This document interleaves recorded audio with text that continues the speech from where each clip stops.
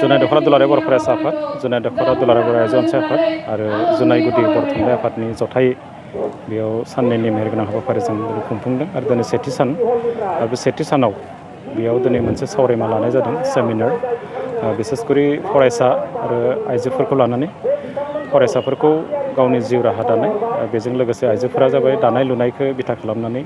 जोंनि आइजोफ्रा बोरै जौगाखांनो हायो बिनि बागै सावरायमेल दा बेयाव गोबां बाथ्राफ्रा बेयाव बेरखांदों दिनै धेमाजि जिल्लानि आइजोफ्राबो दानाय लुनायखौ बिथा खालामनानै माने दिनैसिमबो बेयाव संसार जानाय रायजो जानाय बे सोलिगासिनो दङ नाथाय आङो बेयाव नायदों जाय आइजोफ्रा सेल्फ हेल्प ग्रुपनिफ्राय बेयाव बाहागो लाफैदों आरो सरासनस्रा बिनि आइजोफ्रा बेयाव गोबाङानो बाहागो लाफैदों बिथांमोनखौ गसंहोनाय जादोंमोन जे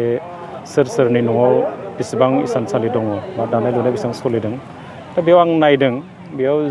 10 आइजोफ्रासोल' गसंदों बेयाव गासै बेयाव जों नायदों फ्राय 500 आइजोफ्रा बेयाव बाहागो लाफैदों बेखौ नायनानै नुदों जे हालोदा बारा मोजां नङा खिन्थु बेयाव साफ्रोमबो आइजोआनो दख'ना गानदों आरो सासे आइजोआव दिनै जुदि बोसोरसेयाव जुदि 10 खानबो जुदि नांगौबा बा 6 खान जुदि नांगौबा बेसेबां जोङो आरनाय नांगौ गामसा नांगौ बा दख'ना नांगौ जों बेखौ हमदांनो हायो दा बे हिसाबै नैबे जिखौ दानाय लुनाय बे दानाय लुनायखौ बेयाव जों जौगाखांहोनो थाखाय जोंनि बर' कसारि वेलफेयार अट'नमास काउन्सिलनिफ्राय जोङो जिखिनि थांखि लादों बेनि अनगायै आसाम सरकार भारत सरकारनि जिखिनि आसनि दङ बे आसनिफोरनि गेजेरजों बिथांमोनखौ माबा हेल्प खालामनो हायो नामा बे मोनसे पार्टखौ जों सावरायदों बिनि अनगायैबो जोङो जाय आइजोफ्रा जाय उद्यमि आरो जाय एन्टारप्रेनियर दङ जायफ्रानोखि एसे एफर्ड खालामनो हायो फाइनान्सियेलि जायफ्रा साउन्ड बिथांमोना प्राइभेट वाइजआव जाहाथे जोंनि दानाय लुनाय जि सेन्टार बा उइभिं सेन्टार बेखौ जाहाथे नैबे ओनसोलाव जों गायसननो हायो बेखौ बाथ्राखौ बेयाव रायखांनाय जादों आरो गोबां आइजोफ्रानो दानो गोसो दङ आरो जोंनि काउन्सिलनिफ्राय आसाम स्किल डेभेलपमेन्ट मिसन आरो north eastern handicraft and handloom development corporation limited बिथांमोनजों जोङो मोनथाम जायगायाव जोङो ट्रेनिंनि बाथ्राखौ रायलायबाय थादों आरो बे गुवाहाटीनि गरसुक गलाघाटनि जोंनि मेरापानि आरो धेमाजिनि जोंनि सानजारि नोगोर सिमेन्ट सापरियाव आरो दा बे मोननैयाव जागायगोन गलाघाट मेरापानि ओनसोलाव आरो नैबे जोंनि सिमेन्ट सापरि सानजारि नोगोराव अलमस्ट जोंनि जि जाकब मेसिन दङ बे तातखाल बेखौ जोङो अर्डार होदों आरो बेयो मथा मथि जोङो 20 जरा बेयाव नांगौ गलाघाटआव 10 जरा आरो नैबेहाय 10 जरा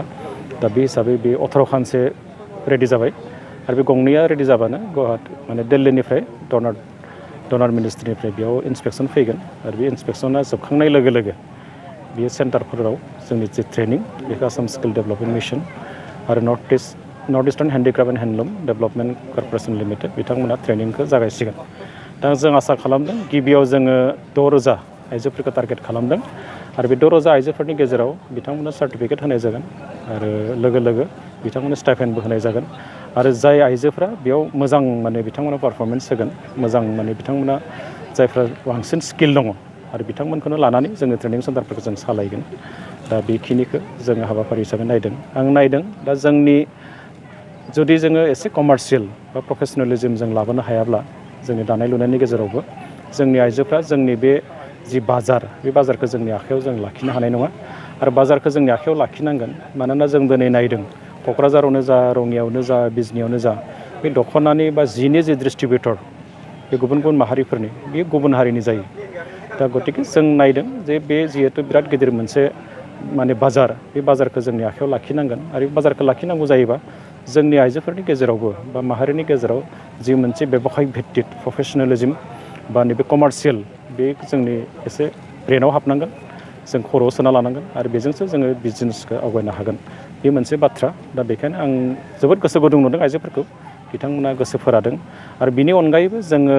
महिला सबलीकरन आइजोफोरखौ जौगाखांनायनि थाखाय वुमेन एम्पावारमेन्टनि थाखाय बिथांमोननि गेजेराव जों माखासे बाथ्राखौ रायलायदों दानाय लुनायनि अनगायैबो सोरबाफोर फास्ट फुडआव मोजां मोनो बिथांमोनखौ फैनो खावलायदों सोरबा बिउटिशियान जानो लुबैनाय फैनो खावलायदों सोरबा पारामिलिटारि नार्सिं फैनो जायफ्रा गोसो आरो जायफ्रा काटिं निटिं एमब्रयडारि जायफ्रानोखि एसे मोजां दा बेयाव बिथांमोनखौ बैजोंनो जोङो बिथांमोननि जाहाथे न'खर खुंनाय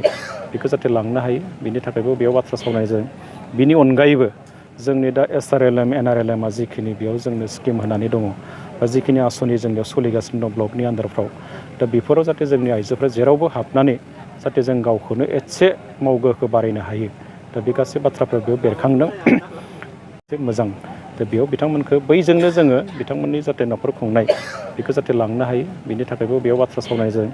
बिनि अनगायैबो जोंनि दा SRLM NRLMआ जिखिनि बेयाव जोंनो स्किम होनानै दङ बा जिखिनि आसनि जोंनियाव सोलिगासिनो दं ब्लकनि आन्दारफ्राव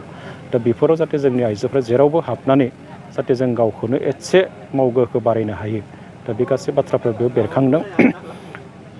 दा गतिके दिनैनि जि सावरायनाय मेल बे जोबोद मोजां जादों। बेनि अनगायैबो फरायसाफोरखौ लानानै जि सावरायनाय जों धेमाजि जिल्लाखौ जेब्ला बेयाव गोसोखाङो बा धेमाजि जिल्लायाव जेब्ला फैयो बेयाव मिसिंफोरखौ जों नायो बिथांमोना जोबोद साखा-फारा फरायनायाव बिथांमोना जोबोद सिम्प्लिसिटि जोबोद सिम्पोल बिथांमोननि लिभिं स्टेन्डार्डआ खिन्थु थेवब्लाबो बिसोरखौ जों नायदों IAS IPS बा एनि सिभिल सार्भेन्टआव बा गुबुन गुबुन